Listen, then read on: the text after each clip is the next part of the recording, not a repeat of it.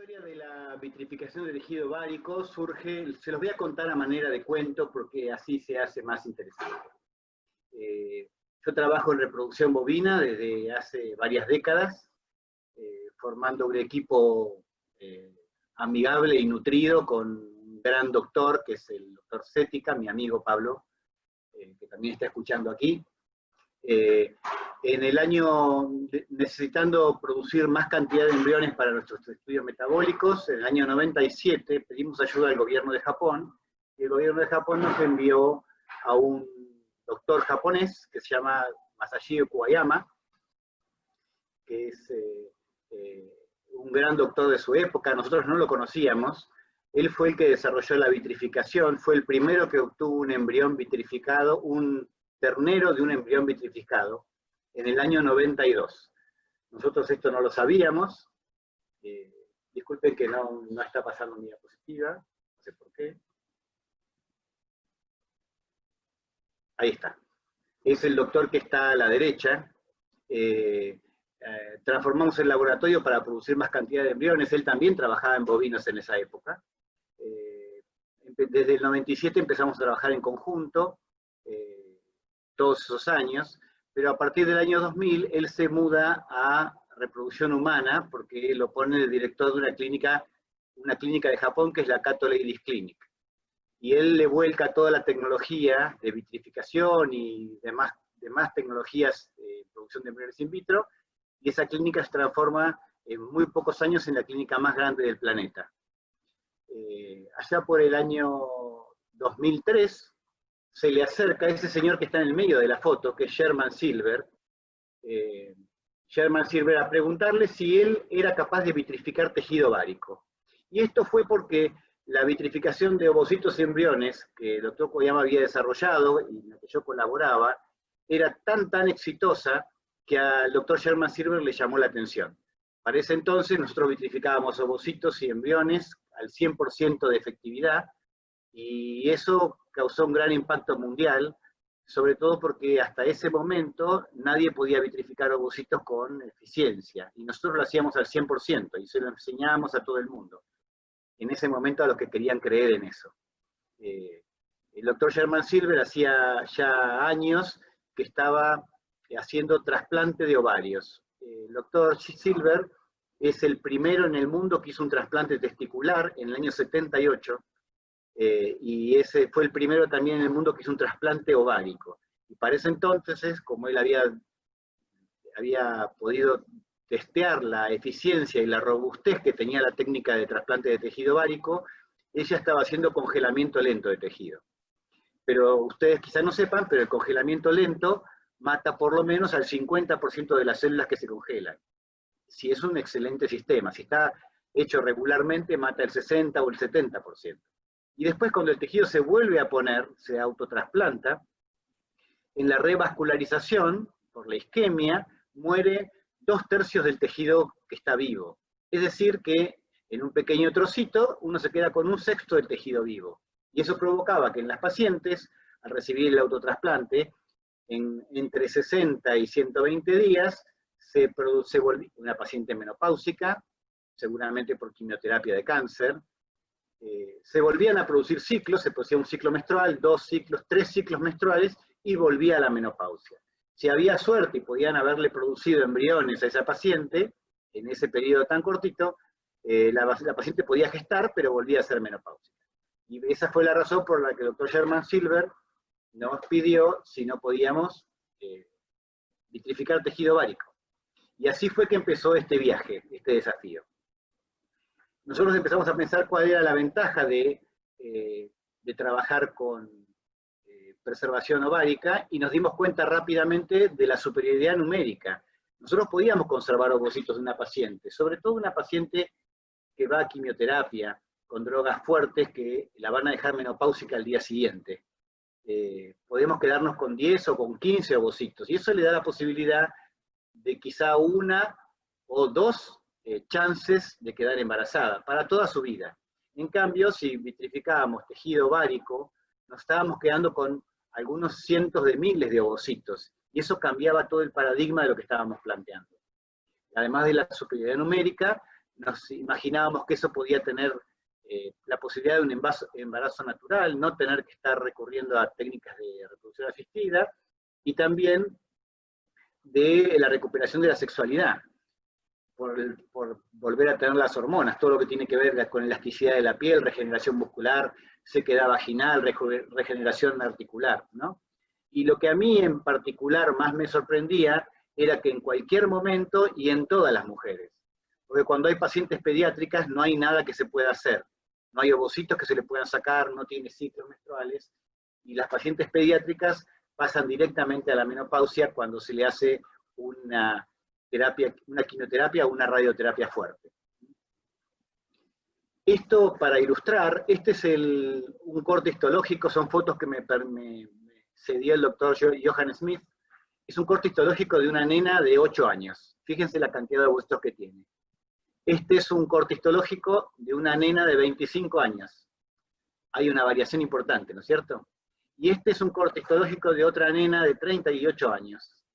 Fíjense que todas las fotos están sacadas en la misma escala. Miren los tamaños de los ovocitos. Aquí hay un ovocito. Ven que los tamaños son siempre los mismos. Es simplemente la densidad, la depresión de ovocitos de un ovario. Esto también nos anticipa la potencia que puede tener tomar un tejido ovárico de una niña, o de una mujer joven, o de una mujer más añosa, ¿cierto? Cuando nos pusimos a estudiar la histología del tejido ovárico, nos dimos cuenta que los ovocitos están muy pegaditos a la corteza. La corteza ovárica es un tejido muy particular, porque es un tejido muy denso. Como ustedes pueden ver, no hay vasos, no hay vascularidad. Toda la nutrición de estos ovocitos se produce por difusión desde la médula. Aquí están los vasos. Por difusión desde la médula. Eso lo hace un tejido muy denso, muy sólido, absolutamente impermeable. No quiero, bueno, quizás no quiero decir la palabra tan categórica como absolutamente impermeable. Muy difícil de permear a células cancerígenas, porque como no hay, las células cancerígenas se vehiculizan por metástasis a través del torrente sanguíneo, pero a la médula no llegan fácilmente, porque no hay irrigación venosa ni arterial. Solamente los glóbulos blancos pueden atravesar por diapédesis, pero no las células cancerosas. Ahí estaban los ovocitos. Y entonces todo este intento durante décadas, creo yo, de los médicos, de cortar trocitos de 1 milímetro por 5 milímetros, como cuñas para abajo con un pedacito de médula, nos dimos cuenta que todo era empírico, que nadie tenía una confirmación de por qué hacía lo que hacía. Nosotros no necesitábamos todo el ovario, ni siquiera la médula, solo necesitábamos el milímetro de corteza ovárica donde los ovocitos están. Eso hizo que imaginemos un método para entrar a vitrificar eso con crioprotectores, ¿no es cierto? Cuando trabajamos con ovocitos o con embriones, tenemos que llevar los crioprotectores en un espacio de 100 micras o 200 micras en el caso de un blastocisto. Pero cuando trabajamos en un espacio de tejido ovárico, hay que imaginar 1000 micras, o sea, 1 milímetro. Y esto es un montón de tejido, por más chiquito que se vea. Por eso la formulación de las soluciones han sido distintas, tienen más potencia para poder llegar a todas estas células. Con solo medio milímetro estaríamos conformes, lo que pasa es que en medio milímetro es la zona donde los ovocitos están, por eso cortamos 1 milímetro de profundidad. Para hacer esta experiencia se plantearon una experiencia en 3 pasos. Primero, una vitrificación ultra rápida para tejido ovárico de ratón, después trabajar en bovinos y después de humanos. Se las voy a describir rápidamente. Para el modelo murino, provocar crías de ratón de ovarios vitrificados de ratón adulto. Para el bovino, autotrasplante de tejido ovárico vitrificado, y para el humano, tejido ovárico vitrificado para el autotrasplante. En ratón, esta es la foto de la primera camada de ratones obtenidos de un ovario vitrificado. Como el ovario de la ratona es muy chiquitita, de la ratoncita es muy chiquitito, fue vitrificado íntegro el ovario. En realidad se hizo así, se hizo una cirugía donde se le sacó el ovario, se mantuvo a la ratoncita en anestesia, se vitrificó ese ovario, se descongeló ese ovario y se le volvió a poner ese ovario. Esta es la primera camada de ese tejido, o sea que funcionó perfectamente y estos ratoncitos eran absolutamente normales. Eso nos alentó a seguir. entonces trabajamos en bovinos en una experiencia de 3 patas. Primero la sobrevida del tejido, el tejido bovino vitrificado, sobre todo los ovocitos contenidos en ese tejido, después el análisis histológico de ese tejido, y después ver el reemplazo hormonal producido por ese tejido ovárico vitrificado. Para poder obtener el tejido ovárico, esto que está aquí, esto es un plástico cuadradito transparente, creo que lo están viendo, y aquí abajo hay un ovario. Este marco de corte tiene una ventanita cuadrada de 1 centímetro por 1 centímetro, y este plástico tiene un espesor de 1 milímetro. Con un bisturí cortamos para que el tejido se monte en ese cuadradito como si fuera una torrecita. Después de eso, lo que hacemos es colocamos una tapa plástica sobre esto, una tapa plástica, de forma que el único tejido contenido está dentro de esta ventanita, y tiene 1 milímetro de profundidad porque es el espesor de este plástico. Por debajo de los 2 plásticos pasamos un instrumento de corte, para que quede solo el plástico contenido aquí, y dentro de la ventanita, cuando retiramos el plástico, nos queda un tejido ovárico, una corteza ovárica, de 1 centímetro por 1 centímetro por 1 milímetro de espesor. Este es el tejido que vamos a vitrificar. Después de pasarlo por las soluciones de vitrificación, hay una solución de equilibramiento, otra de vitrificación, va el nitrógeno líquido, por supuesto, se obtiene el tejido vitrificado. Podemos ver una vitrificación exitosa, que es esta que está aquí. El tejido es transparente, como si fuera vidrio, no hay formación de hielo. Una vitrificación no tan exitosa, donde vemos vitrificación completa, pero aquí hay formación de cristales de hielo, blancos, cristales. Y aquí una vitrificación completamente defectuosa, que tiene un aspecto lechoso, porque hay todos cristales de hielo.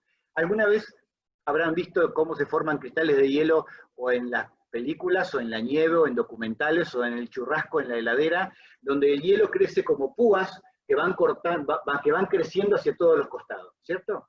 Estas púas se establecen desde que son pequeñas en el ambiente extracelular y también intracelular, rompiendo membranas y organelas subcelulares. Cuando uno descongela un pedazo de carne en el plato, que se pone todo ese líquido rojo, ese líquido rojo no es sangre del tejido, es citoplasma, es lo que ha salido de las células rotas. Bueno, el hielo rompe células. Las células que no se rompen, también se dañan por hielo, pueden sobrevivir, pero la supervivencia es con daño.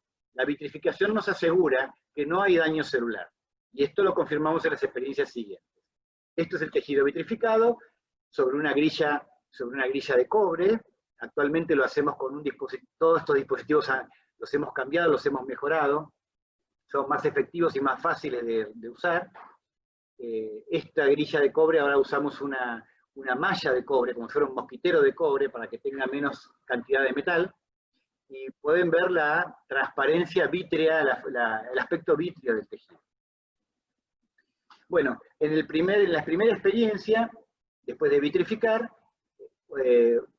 sobre 3 pedazos de tejido vitrificado y 3 pedazos de fresco, hicimos la disección completa, ovocito por ovocito, buscando los ovocitos y haciendo tinciones fluorescentes para saber cuántos habían sobrevivido. Vimos que en los frescos habían sobrevivido un 89%, y lo mismo había pasado en el vitrificado. Por eso aseguramos que la viabilidad de ese tejido había sido del 100%. Tanto fresco como vitrificado, la viabilidad era la misma. Es decir, los ovocitos vivos no habían muerto en el tejido. Esta es la técnica que usamos de Hesch propiniodide para marcar ovocitos y núcleos y, bueno, y ver la viabilidad. La segunda experiencia que realizamos fue para ver histológicamente cómo se integraba ese tejido al ovario vivo. Y para eso, esta experiencia fue hecha en Japón. Se tomó una vaca, este es un Japanese Black, se hizo una cirugía. La cirugía en la vaca se hace así, en la vaca en estación, la vaca de pie, se hace anestesia local, se corta y se obtiene el ovario. El ovario hacia afuera, pero no se le saca el ovario, se lo deja puesto. Ahí se le pone el marco de corte, se marca, se pone la tapita y sacamos la lonjita de ovario. Este tejido ovárico fue vitrificado y descongelado.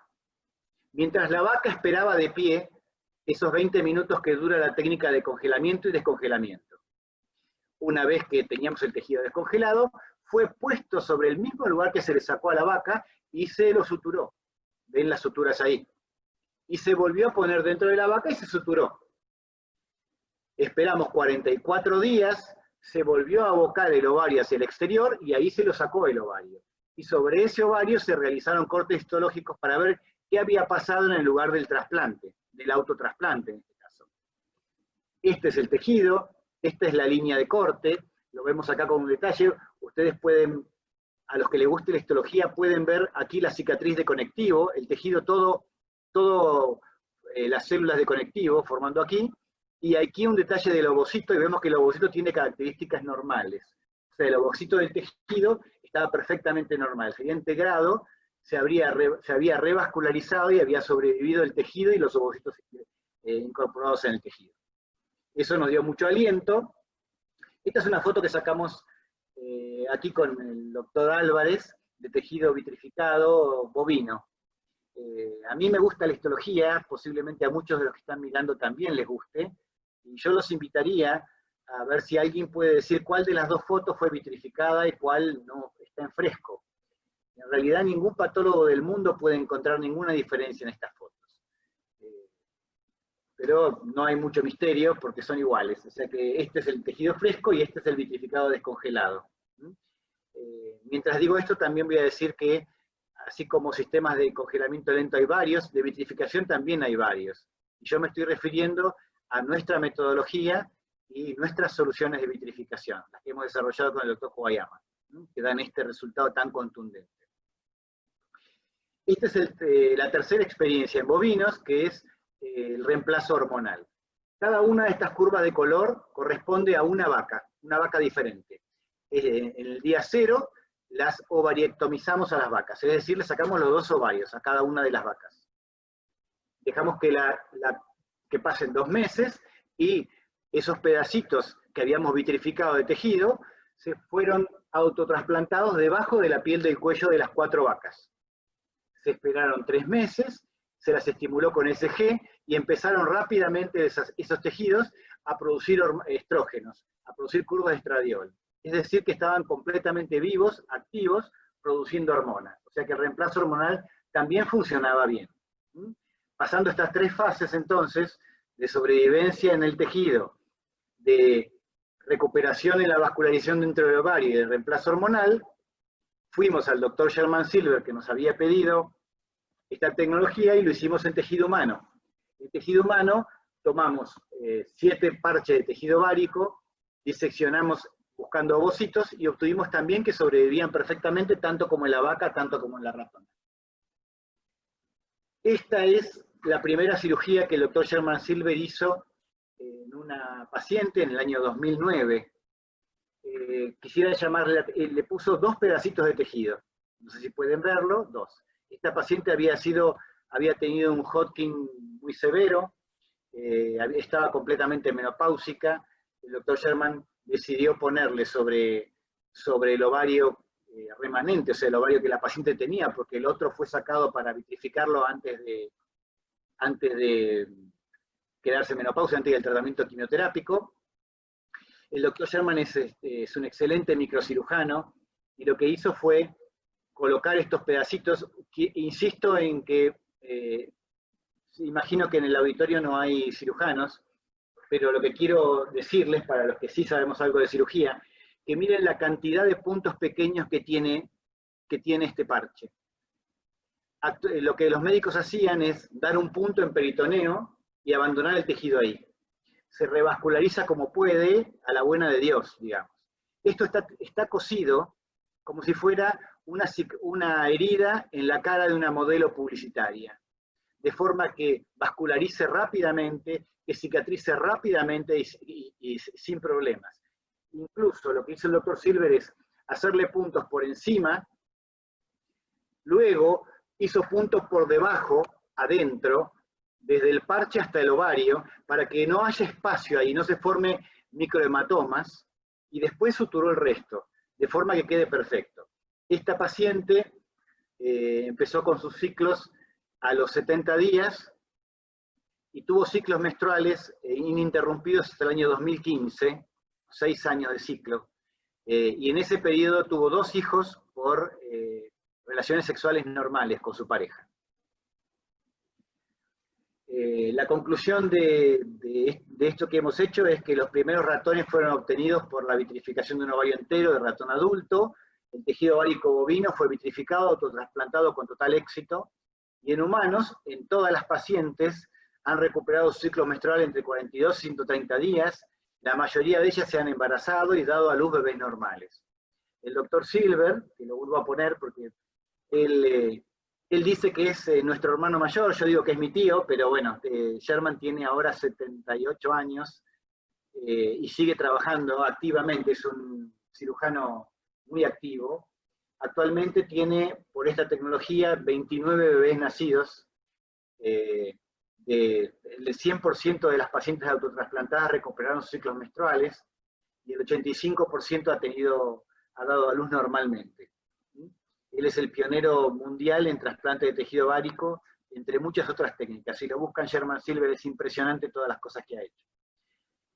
Para poder juntarlo con todo lo que tenemos de tejido ovárico, quisiera mostrarles este gráfico, que es un gráfico que desde el año 2004, que empezamos con esta tecnología, y sumando todos los autotrasplantes también de tejido ovárico congelado por congelamiento lento, a esta altura hay más de 130 bebés nacidos en el mundo por esta tecnología, no por vitrificación, sino por autotrasplante de tejido ovárico, que es una técnica sumamente robusta y que da siempre resultado. Es muy interesante insistir en que esta tecnología funciona en el 100% de las pacientes, y la única razón por la que puede no funcionar es simplemente porque a la paciente en edad reproductiva le hacen quimioterapia directamente sin darle la posibilidad. Esta es nuestra paciente, una paciente que tuvo cáncer, que es sobreviviente de cáncer y está embarazada de su propio tejido ovárico. De cada 50 mujeres que vemos en la calle, 2 son sobrevivientes de cáncer. 2 son sobrevivientes de cáncer. Los oncólogos, la mayoría del auditorio sé que es más joven que yo, pero cuando yo era pequeño, tener cáncer significaba una condena a muerte. Era el final, no había más nada que hacer. Sin embargo, los oncólogos, pese a no haberle encontrado completamente la vuelta en estos años, han resuelto más del 90% de las patologías de cáncer. Hoy, tener cáncer no significa la muerte, sino que el 90% y casi el 95% de los pacientes sobreviven al cáncer. Pero el oncólogo, y esto es para realmente sacarles el sombrero porque están haciendo una labor enorme, pero el oncólogo se aboca rápido a salvar la vida de la paciente y deja de lado la vida reproductiva. En todo el mundo es difícil hacerse cargo y acercarse a esta paciente para poder salvar la vida reproductiva. Nosotros no necesitamos mucho tiempo para hacer esto. Esto se hace por una simple laparoscopía. Ni siquiera nos hace falta días. Con un solo día, con la misma preparación que se hace un análisis de sangre, con un ayuno por la noche, se hace una sedación suave, se hace una laparoscopía, se saca un ovario y se deja el otro ovario como marco de trasplante. Ese ovario se le saca la corteza y se vitrifica, de forma que la paciente vaya a la quimioterapia y cuando ella quiera o necesite, se le vuelve a poner el tejido ovárico, cuando tenga pareja, cuando todo esté resuelto.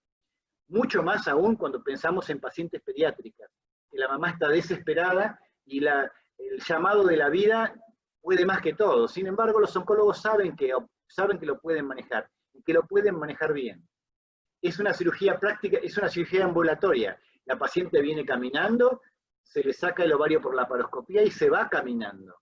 Si la paciente vino manejando, se vuelve manejando. No hay ninguna excusa para no hacer esto. Cuando nosotros hace una década atrás, cada vez que yo hablaba de esto, me angustiaba, porque me daba cuenta que habíamos desarrollado una tecnología y teníamos en las manos, realmente una maravilla que teníamos que mostrar al mundo. Sin embargo, nadie nos oía.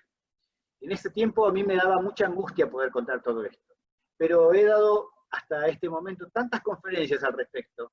He viajado por Europa, he entrenado gente en todo nuestro país, en todo nuestro continente y también en otras partes del mundo. Y cada vez que termino una charla de este tipo, digo lo mismo. En este momento les comparto mi responsabilidad. Todos los que oyen, todos los que están oyendo, forman parte ahora de esta responsabilidad de poder difundir que esto es posible de hacer.